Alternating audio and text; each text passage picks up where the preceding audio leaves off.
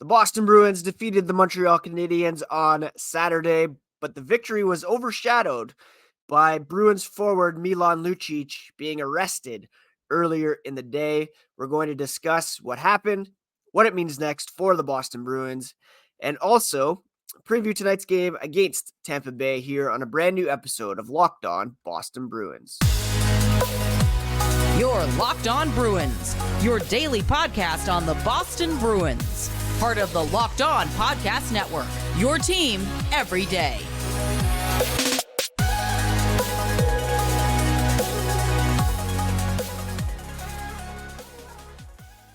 What is up, Bruins fans, and welcome back to the Locked On Boston Bruins podcast. I'm your host, Ian McLaren, and this is a daily show where we discuss all things Spoked B.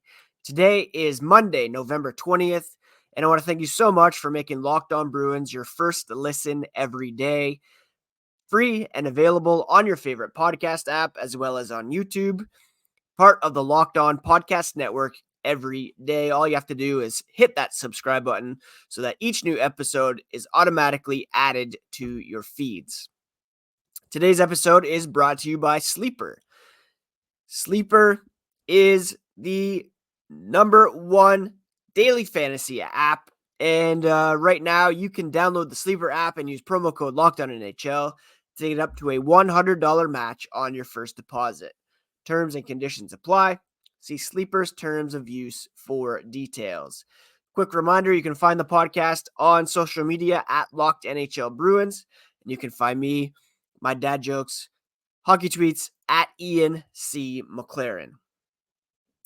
All right, off the top, we are going to discuss Milan Lucic being arrested over the weekend. A quick warning that some of the details may, be unsettling. They are unsettling and might not be appropriate for everyone. So please do skip ahead if that is you. But we will be discussing Milan Lucic being arrested over the weekend as a result of a domestic incident. He will be in court on Tuesday morning, and the Boston Bruins have confirmed that he is taking an indefinite leave of absence from the team. The Bruins said on Saturday the team is aware of the situation. He's taking an indefinite leave of absence. The organization takes these matters very seriously, and they will work with the Lucic family to provide support and assistance. No further comment at the time. Now, according to a police report, and again, these details unsettling to be sure, NBC 10 in Boston received a copy of the police report, and officers were called to the Lucic family apartment early Saturday morning when a woman called 911 saying her husband attempted to choke her. And the husband was later identified as Milan Lucic. She told officers Lucic couldn't find his cell phone after returning from a night out, and that he started yelling at her, demanding his phone back.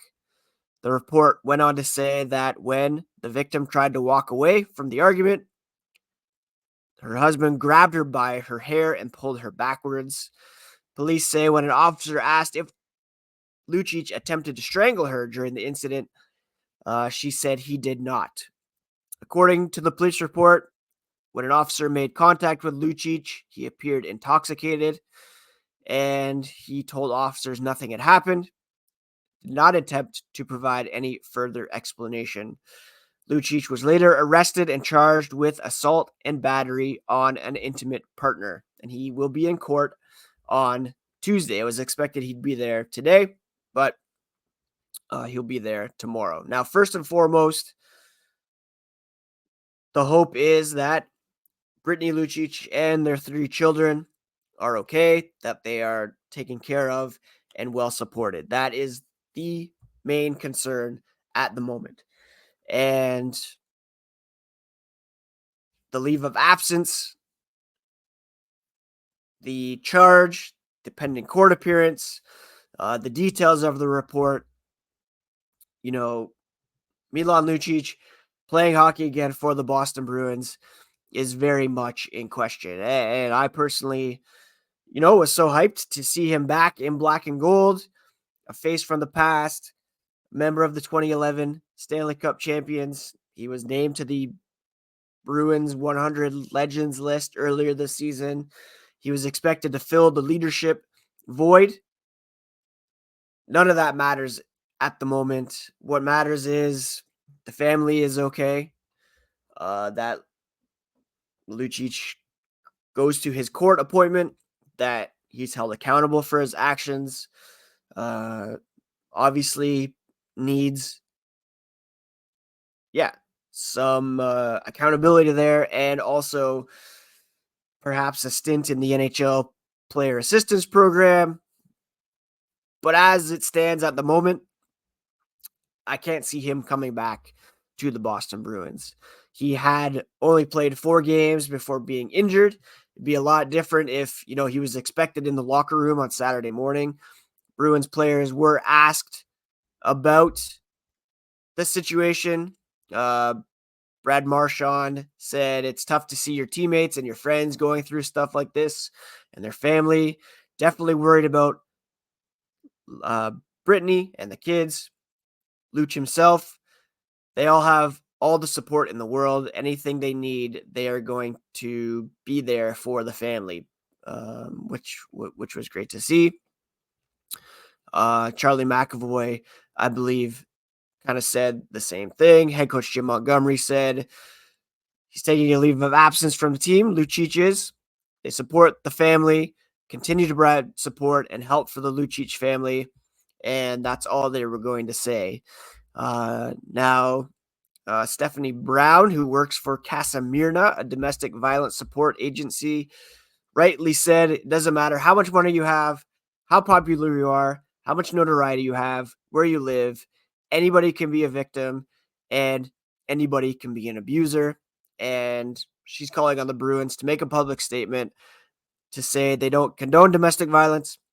As a community, shouldn't condone it, and we're going to support survivors. And that is the main thing at the moment.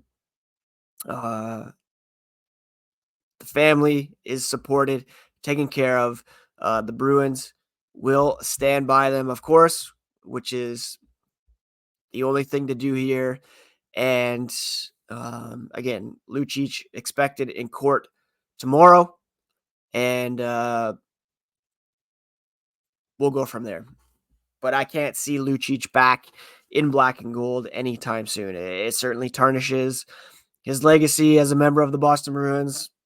It ends his return to the Boston Bruins. And that's pretty much all there is to say. The very, very unfortunate situation, to be sure. And the biggest thing at the moment is support for Brittany Lucic, for their kids, and that Milan is held accountable for his actions, and that he gets the help that he certainly seems to need at the moment. So leave of absence for Lucic. He's, of course, only under contract for this one season, and very difficult to see him coming back. And this isn't a heartwarming possible comeback story after this. It's not adversity that he needs to overcome. This is a very tragic and difficult situation, and the family needs the support here. And Milan needs to be held accountable for his actions and seek help to get better, because he's obviously not okay. Now, all of that came before the Bruins were set to take on the Montreal Canadiens. It was a very exciting win on Saturday, and we'll discuss that here coming up as the podcast continues.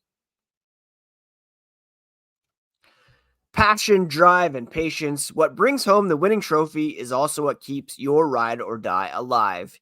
eBay Motors has everything you need to maintain your vehicle and level it up to peak performance. With over 122 million parts for your number one ride, you'll always find exactly what you're looking for.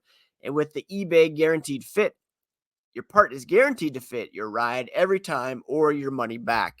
Because with eBay Motors, you're burning rubber, not cash.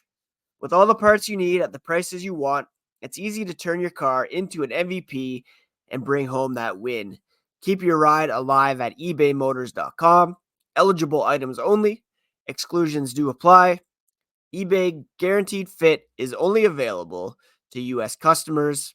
But visit ebaymotors.com today to get the perfect part for your vehicle and level it up to peak performance. Thank you so much once again for making Locked On Bruins part of your daily routine. Want to let you know that Locked On has also launched the first ever national sports 24/7 streaming channel on YouTube. Locked On Sports Today is here for you 24/7, covering the top sports stories of the day with local experts and Locked On national hosts covering every league. Go to Locked On Sports Today on YouTube and subscribe to the first ever national sports 24/7 streaming channel. Now, Saturday night was one to remember for the Boston Bruins. Not only did they defeat the Montreal Canadiens by a score of 5-2, avenging the 3-2 overtime loss from the previous Saturday, but some of the big bad Bruins were in the house from the 1970-1972 Stanley Cup winning teams. And for the first time, they had the opportunity to raise their Stanley Cup banners. It's something that's become tradition every year now, where teams who win the cup will, on opening night, raise their banners. And the 1970-72 teams, they didn't have a chance to do that. It wasn't a thing in Boston anyways back then. So it was great to see some Bruins legends, Bobby Orr, Phil Esposito, Derek Sanderson, Johnny Bucyk. The list goes on and on. Players given the opportunity to raise that banner and set the tone for the night in a big rivalry game against the Canadiens. The Bruins were wearing their alternate centennial jerseys that they are rocking during each original six game. And they certainly came out with a bang and took it to the Montreal Canadiens a week after being defeated in overtime by the not as good Montreal Canadiens. Let's be honest. The Bruins should be beating Montreal each time they play. David Pastrnak led the way with 3 assists. They were all secondary in nature, but still adding to his team leading point total. He now has 27 points in 16 games, 11 goals, 16 assists. We've talked about how he's upping his goal production, keeping it, on pace to challenge for 60 again. But his assist total is really boosting his points at the moment.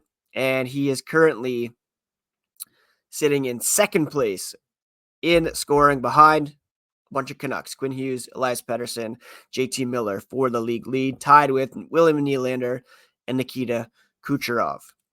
The big goal scorer on the night, though, was Trent Frederic. He had 2 on the night. One was a superb tip-in off a Brandon Carlo shot, and then the other was a wrister assisted by Charlie Coyle and Jake DeBrusk. James Van Riemsdyk continued to play well, scoring his 5th goal of the season on the power play, and the other goal was scored by Pavel Zacha, who is really starting to round into form as Boston's number 1 center. Over his last 4 games, he's got 5 points, 2 goals, 3 assists, playing big minutes in all situations, and really coming to be a guy that the Bruins can rely on all over the ice. And, Devils fans were reveling in the trade that sent him away, calling him a bust, saying he could never play in a prominent role. Well, Boston right now led in scoring, as we would expect, by Pastrnak. Brad Marchand also with 18 points in 16 games. Right after that, you have Charlie Coyle, 14 points in 16 games.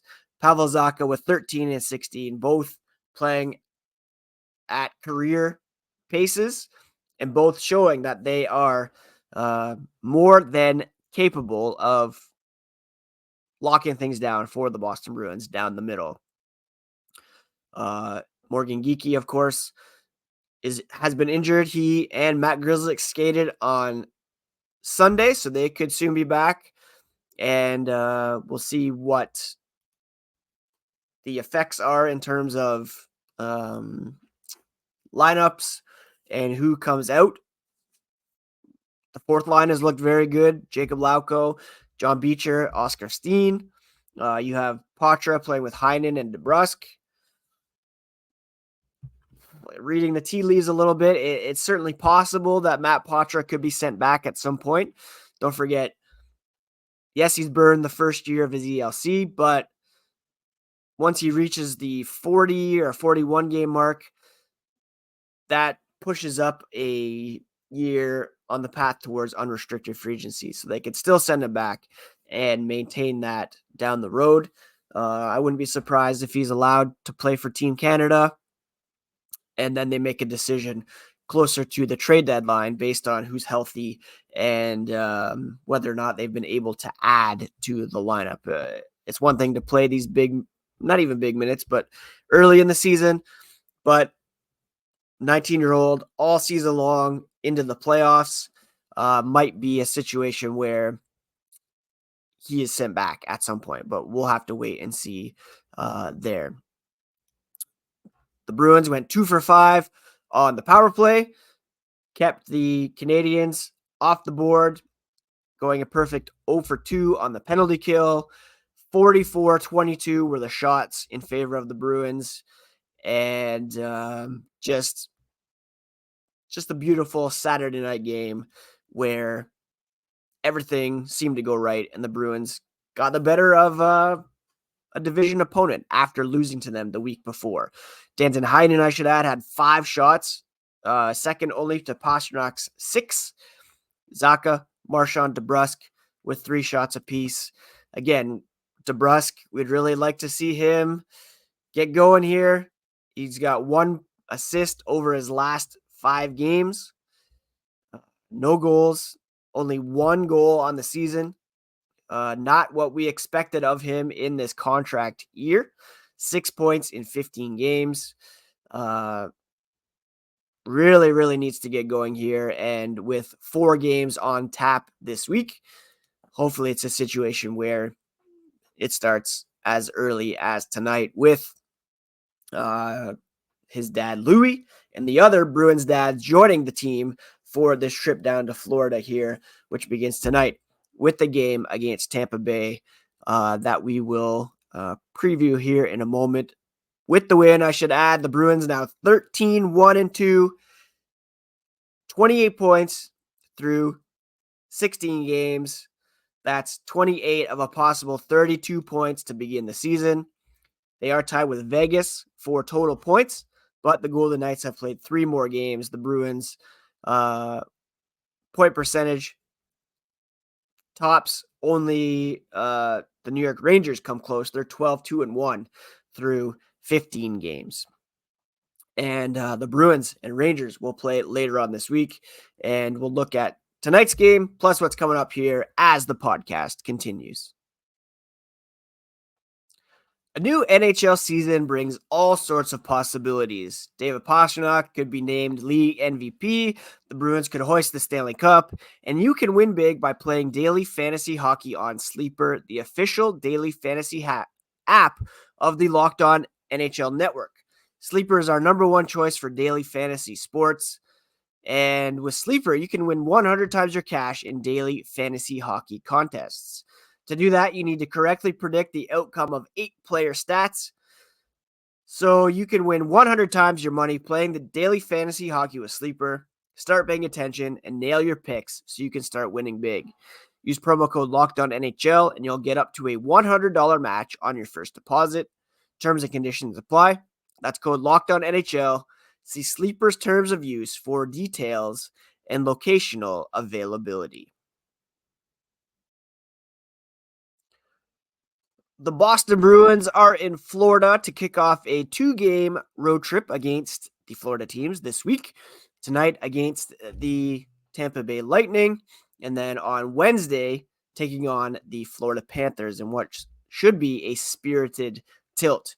The Lightning last week were shut out twice in a row. They've rebounded with 2 wins in a row, but not quite the same Tampa team that we are used to. Right now, they're 4th in the Atlantic, 5th if you look at point percentage, just slightly behind the Detroit Red Wings, and they have a negative goal differential. They are allowing a almost division high 65 goals, one fewer than the Montreal Canadiens. So this is a team without star goalie Andrei Vasilevsky. Jonas Johansson has ridden this opportunity to a record of 7-4-4, but he's only got an .896 save percentage despite 2 shutouts to his record. So he can be beat. The Tampa Bay Lightning can be beat, and the Bruins need to especially continue with their league-leading penalty kill, because that is where Tampa is most dangerous.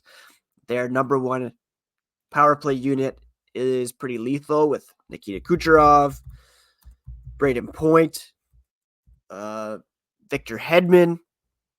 Who else is on that unit at the moment? Nick Paul and Steven Stamkos. Just lethal combination there. But the Bruins, again, have a 91.5% success rate on the penalty kill, which is 1st in the NHL. Tampa's power play, though, is 4th, and that'll be a big test tonight. Boston's power play is 9th at 23.6. Tampa's penalty kill is 8th, so special teams could be a real factor here in this one. Again, Tampa still have a pretty potent offense. They're 9th in terms of goals per game, just ahead of the Bruins, 3.5 versus 3.44, but they're allowing 3.61 goals per game. So this could easily be like let's say a 4-2 decision in favor of the Bruins. Coming in hot, Braden Point with 6 points in his last 5 games. Kucherov with 3 goals over that span. The Bruins led by David Pastrnak, who has 11 points over his last 5 games, including 9 assists. So look for him to maybe find the back of the net here to level that off a bit. Trent Frederick also coming in hot. He had that 2-goal performance against Montreal, and he is a +5 over the last 5 games to lead the Bruins in that respect. Should be an all-mark game. He's 6-1-1 with a .928 save percentage. Now, this game is the start of a very busy week for the Boston Bruins. They're going to play 4 games this week, including 2 in Florida tonight against the Lightning, Wednesday against the Panthers. They come home to play a Black Friday matinee against the Detroit Red Wings, and then they go to New York to play a Saturday afternoon game against the Rangers. So 4 games here in quick succession, be a big test for them, and I'm excited to see how they stack up against the 2 Florida teams, as well as an upstart Red Wings club that's kind of cooled off a bit, and the Rangers, who I mentioned are 2nd overall in terms of point percentage. That's it for today's episode, my friends. Thank you so much for joining me on this Monday episode of Locked On Boston Bruins. Difficult conversation up top with Milan Lucic being arrested on leave of absence. The Bruins were able to focus on the game at hand on Saturday and defeat the Canadiens. And with Lucic set to be in court on Tuesday, the Bruins will focus again on trying to beat the Lightning here as they are in Tampa Bay. Quick reminder to check out the Locked On Sports Today YouTube channel, which is streaming 24/7. Subscribe to the first ever national sports 24/7 streaming channel And please do subscribe to Locked On Boston Bruins if you have not already, so that you never miss a thing here on the Locked On Podcast Network, your team every day. Take care of yourselves, friends. Take care of each other. We'll talk to you again here tomorrow.